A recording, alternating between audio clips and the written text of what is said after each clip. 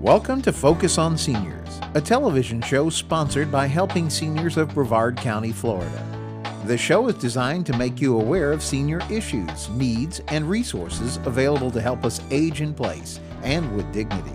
This show will help you as you develop your own aging and care plan. Now, here is your host, Joe Steckler. I'm Joe Steckler, and welcome to Focus on Seniors, the television arm of Helping Seniors of Brevard County. Our show is designed to provide you with information on how to develop your own aging and care plans. Our topic today is coping with stroke issues. Joining me for the discussion this morning is Dr. James Kearney, Doctor of Internal Medicine with the Medical Associates of Brevard. Welcome, Dr. Kearney. Well, thank you. It's a pleasure to have you on a show for several reasons. First, you were my doctor when I came here several months ago after having suffered a stroke. And the decision was made to move me from the Woodstock Hospital here to HealthSouth Sea Pines Hospital. And you and Dr. LeBron were my doctors here.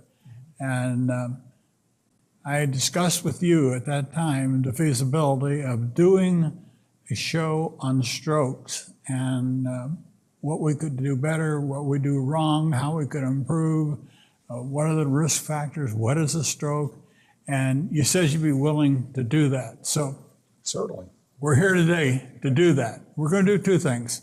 We're going to do a separate 28.5-minute show on stroke and coping with stroke issues, but then we'll lift parts of that to put back into our stroke series because you were so excited about putting together something that people could sort of wrap their arms around and see what is a stroke, what happens, how can we recover?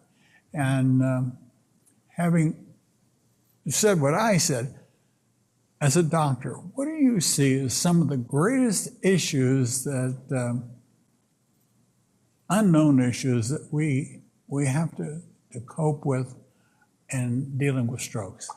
Well, that's a very good question. Strokes are insults to the brain, usually caused by a clot forming in one of the small or medium or even large arteries of the brain, interrupting flow of oxygen, blood to that area of the brain.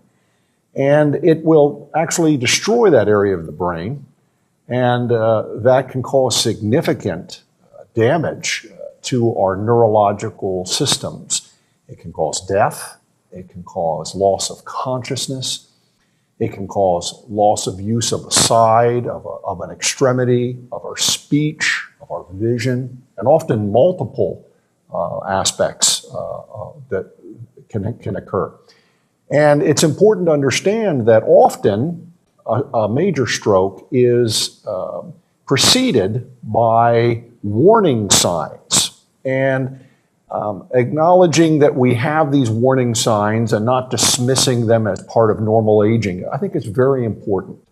And those warning signs can be a significant, brand new, one-sided headache, can be sudden loss of vision, can be sudden difficulty with slurred speech or difficulty with word finding.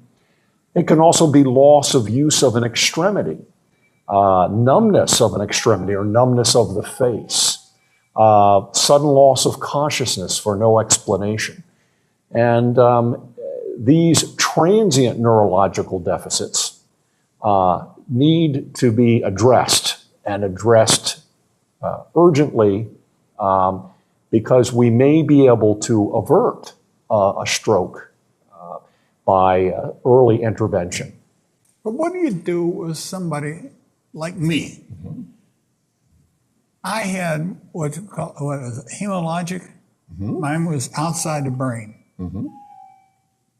Was my stroke a major stroke or not?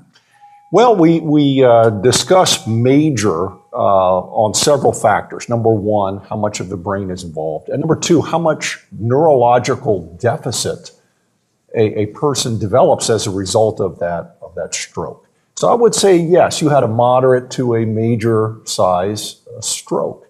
And some of that was the deficiencies that occurred, with your arm and leg, and and the required rehabilitation for that. And some of that was also the size of the hemorrhage that you had. Yeah, but I didn't have any paralysis.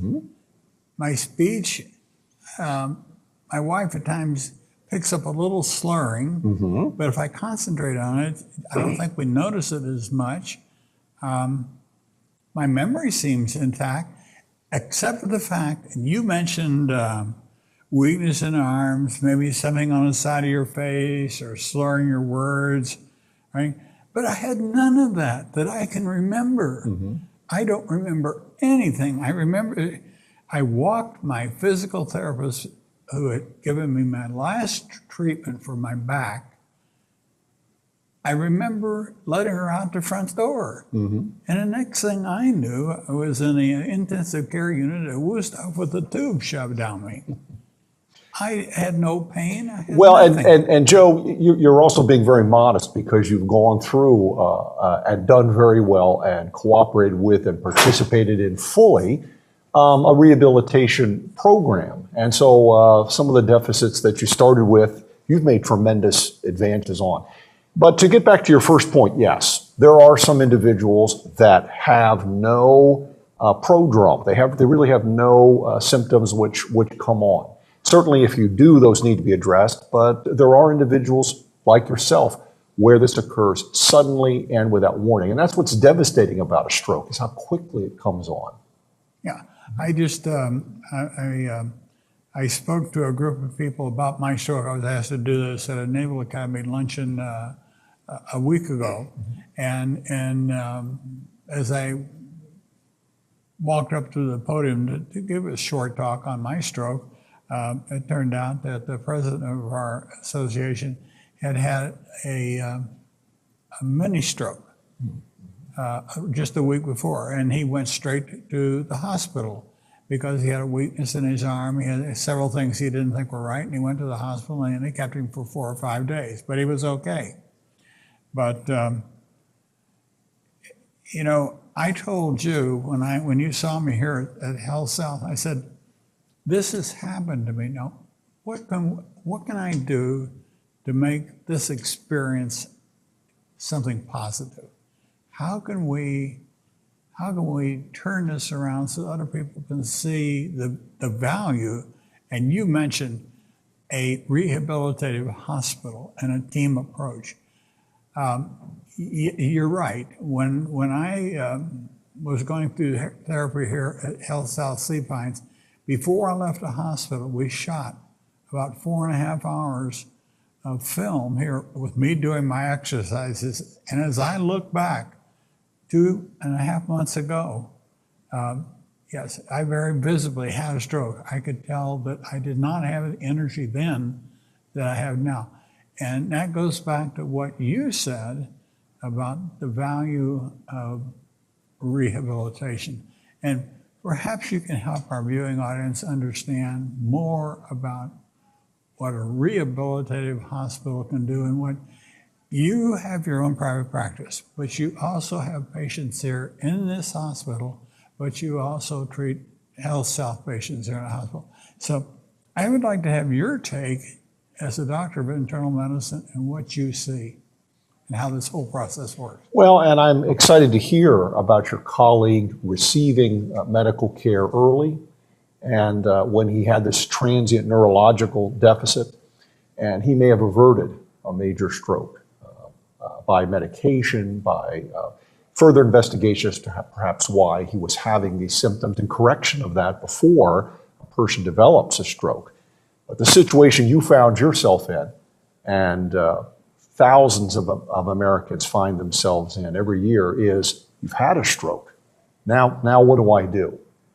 And one of the things that we have found is very helpful, and this is after decades of research and collection of data, is early intensive therapy, physical therapy, occupational therapy, speech therapy, to work as soon as possible as the person is medically stabilized and able to be transferred out of an acute care facility, an inpatient setting with multidisciplinary specialist approach is a very effective way of combating the multiple deficits that an individual has. For example, here at Sea Pines, we have a full team staff and large amounts of equipment and expertise in physical therapy. And so an individual, for example, who may have balance instability, who may have weakness of an arm or a leg, immediately will begin to work on retraining, as best we can, the uninjured part of the brain to take over that function lost by the insult of the stroke. Occupational therapy, dealing with fine motor movements of the hands, for example, that we need for signature, to do our job, to use our keyboards, that type of thing. Speech therapy, individuals who have lost their ability to speak or have slurred speech. Another common condition is problems word finding or word substituting, where an individual says a word they don't mean to, like today I went to the balloon instead of to the store. And a patient, very methodical speech therapy program has been proven to have significant advantage to individuals who have had difficulty with their speech after a stroke. When you address that just for a second on speech therapy, I didn't seem to believe myself that I had a problem with speaking, but as I worked with the speech therapist here at HealthSouth Sea Pines, I noticed, and she pointed out to me, that I was skipping words. So what she wanted me to do was focus on the left side of the page to see if, I guess, the right side of my brain was working, and then she had me do this to see if my left side was working. And she detected a slight difference between my left and right side of my brain and how I was reading. So just in a couple of sessions of concentrating on what she had me concentrated on seemed to make the problem go away.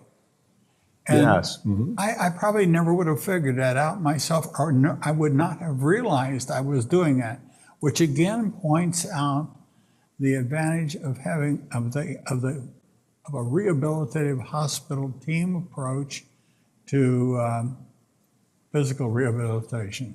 And you said it yourself, the first several days of admission in a rehabilitation program, a very intense rehabilitation program, focuses on evaluation.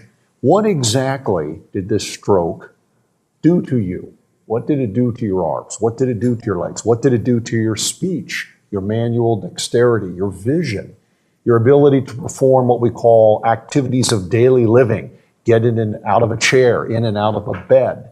And all of that needs to be assessed. It's something we don't think of, but when we get home, if we didn't go through such a program, would become very obvious to us that we had a significant issue.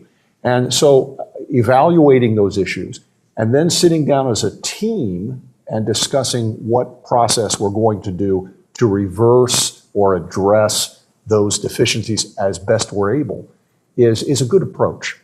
When I was here, and did you participate in any of the team conferences for me? Yes. What can you remember about how the team discussed about my progress?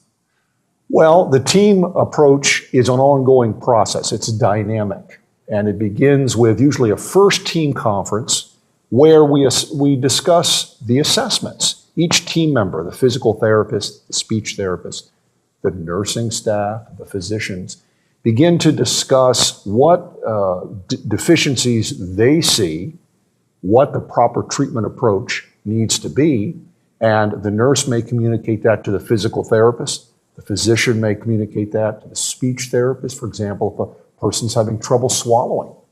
And then begin a treatment plan based on the deficiencies and needs in that discussion. And the other important issue is that the physician and nurse are also very important parts of this plan. Complications after a stroke, pneumonia from inability to swallow, falls. with fractures can occur after a stroke. And so it really does need to be a multidisciplinary team approach.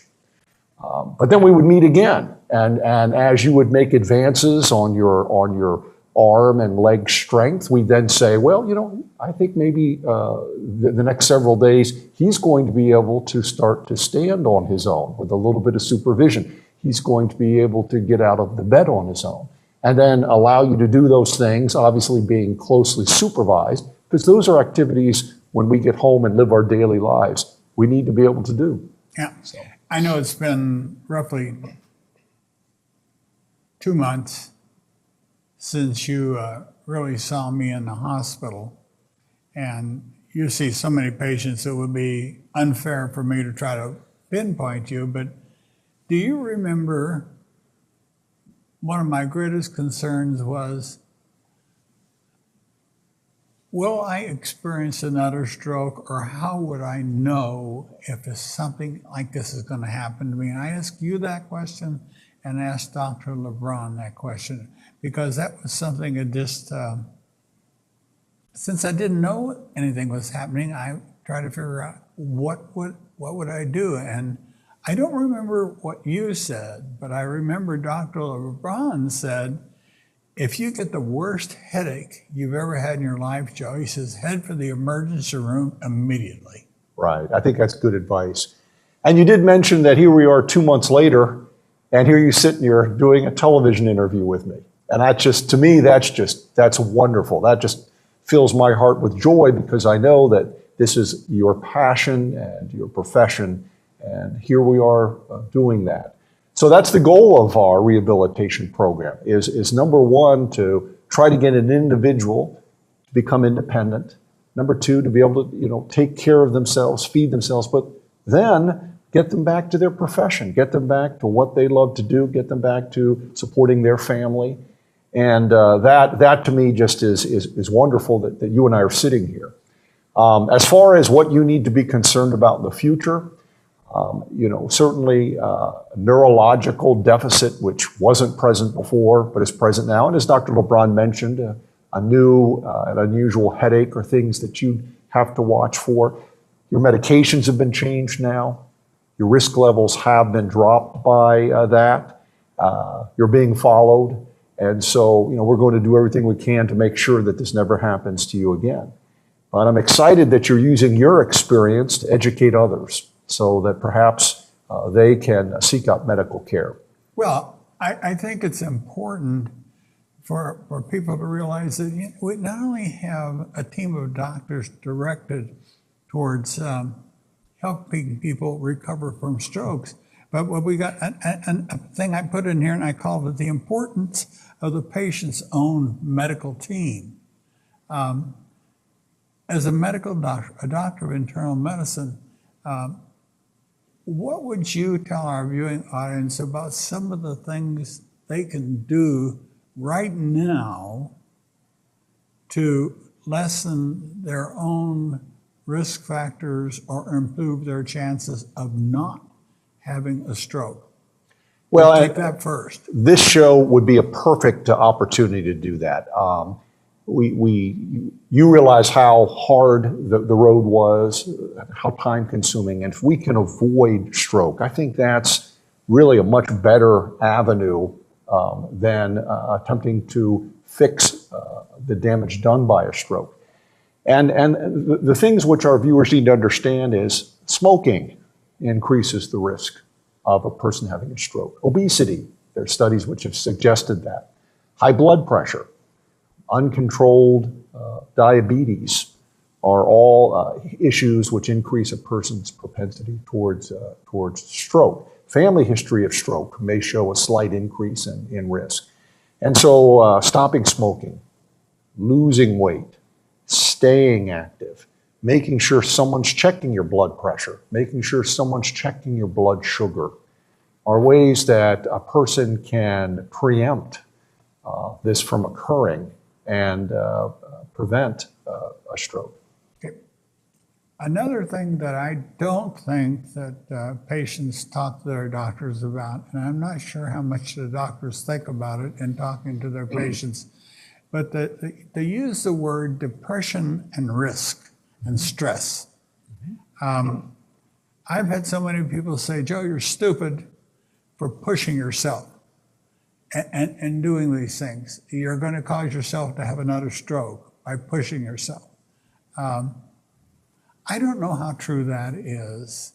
And I don't know if by pushing myself that I help lessen my chances of having a stroke. I don't know how to put all that together. I try, and I try to say, maybe it would be smarter for me to train the center line like we do with the gun mounts on the ship and secure. But I can't do that. And well, we don't really have any significant medical evidence that depression, for example, increases a person's risk for stroke. Stress is a difficult subject Yes. in that sometimes when we're under significant stress, our blood pressures go up.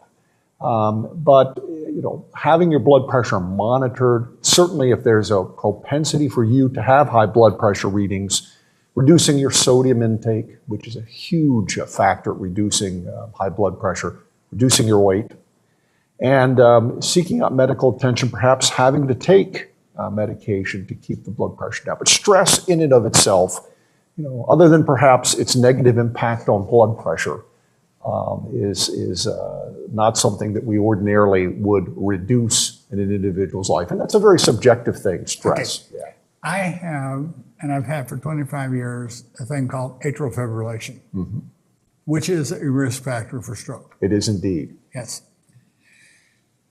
Since my stroke, I take my blood pressure morning and night. I take my blood pressure before I ever take my blood pressure medication. And I find many times that I get way off the chart readings, and I try to sit there at least 5 minutes, and I've had a nurse tell me the recommended time is to wait 15 minutes before you take your blood pressure. But I find that sometimes my blood pressure can be 150 or 160 over 92, 94. And if I sit there and wait, it did this morning, it wasn't quite that high, but I waited about 4 minutes and it dropped down to 126 over, it was 72. And my heart rate was 64. Well, and your experience is actually not uncommon. High blood pressure currently is defined as 140 over 90 or above. And there are some exceptions to that rule. In the elderly, I won't put you on the spot, but if someone's over 75, that they're a little bit more lenient with you, and 150 over 90 becomes the goal. And unfortunately, those with diabetes or other risk factors, actually, they don't get the 140 over 90. Their goal becomes 130 over 80. So depending on the population we're dealing with, the goals of the blood pressure to be achieved are different. And we do recommend 3 different readings. It's difficult when you're working like you are and meeting deadlines and schedules to spend 15 minutes in the morning and evening taking your blood pressure. That's going to be a difficult thing to do. But taking at least 2, maybe 5 minutes apart. If you continue to get high ones, maybe, you know, another one 5 minutes after that. And making sure that on your doctor visits, you bring a log of your blood pressures with you. The physician can then react to that. Individuals may, for example, have higher blood pressure a specific time of day. That may be related to what they had eaten, and it may also be related to how their medications are timed and dosed, and the medication may be wearing off or may need to be increased or split into several doses. So those are decisions that you and your physician can discuss in managing your high blood pressure. I have found since my stroke that I had and I have still good relations with my medical team, and I try to understand why they have me do what they have me do. And my cardiologist nurse called the other day and wanted me to check my heart rate for 4 or 5 days and get back to her. And my heart rate is at about the lowest it's been is about 64, and the highest around about 78 for a period of 3 days now, which I think is a good heart rate. But what is the importance following a stroke, what's the importance of the heart rate? Well, unless it becomes very low or very high, probably that's not a very significant factor. Certainly an atrial fibrillation would become concerned when the heart rate is rapid, and perhaps that was the purpose of her phone call. But as far as the heart rate being a risk factor, other than it being irregular, as it is in atrial fibrillation, we really don't have data suggesting that having a heart rate too high or too low is related to propensity towards stroke. Okay. And we don't have a lot of time left, but I do one area I would like for you to talk to our viewers about is your assessment of quick treatment and what I would call sufficient follow-up. Well, the new emphasis and some of the great new things which are occurring in medicine have to do with treatment very early in the stroke, with new data suggesting that the administration of some of these strong intravenous anticoagulants, blood thinners, if an individual doesn't have contraindications, has had significant impact on really reducing the amount of neurological deficit an individual has. Stent placement, and this is hot off the press now, which is occurring in the arteries of the leg, occurring in the arteries of the heart, is now occurring in the arteries of the brain and in the neck. And so I see over the next several years the ability to quickly and dramatically intervene, but there is some dependence on the patient in that situation. The patient needs to recognize that they're having a neurological event and needs to get there quickly. Yeah. That's the issue. You cannot err. It's better to err on the side of being too cautious rather than erring on the side of not paying attention to what your body's telling you. In regard to stroke, I couldn't agree with you more. That's correct. But I think, Dr. Kearney, that too many people don't appreciate what your body is telling you. Well, and often symptoms are dismissed as normal signs of aging. You know, I'm getting older, so I guess my arm should go to sleep once in a while. Maybe I slept on it wrong. Maybe my slurred speech is just a passing cold. And we try to kind of justify and simplify our ailments. The difficulty is that may prohibit us from taking an early intervention approach in a pretty devastating illness that we ourselves have some control over by seeking out medical care. And you mentioned one other issue, and I just wanted to address that as well. Follow-up. It's just so important after stroke to continue to follow up with the medical team to make sure the risk factors which were present, high blood pressure, atrial fibrillation, those types of things, are being addressed, and that your physical therapy, speech therapy, occupational therapy are progressing, and you're getting back to, because you know our recovery doesn't end when we walk out the door of a rehabilitation hospital. Right. It continues in the home, Okay. and so that I think is important as well. Okay. I got to cut you off. Okay. We're out of time, but thank you, Dr. Kearney. I Thank you. really appreciate it. And I want to thank you, viewer, for watching today's episode of Focus on Seniors. If you have questions or comments, please call us at area code 321-473-7770. For more information on senior care and resources, visit our website at helpingseniors.brevard.com. Be sure to listen to Focus on Seniors on radio station AM 1300 WMEL every Thursday morning at 9 a.m. And also look for us in your Florida Today newspaper, the health section, every Thursday morning for our Focus on Seniors column.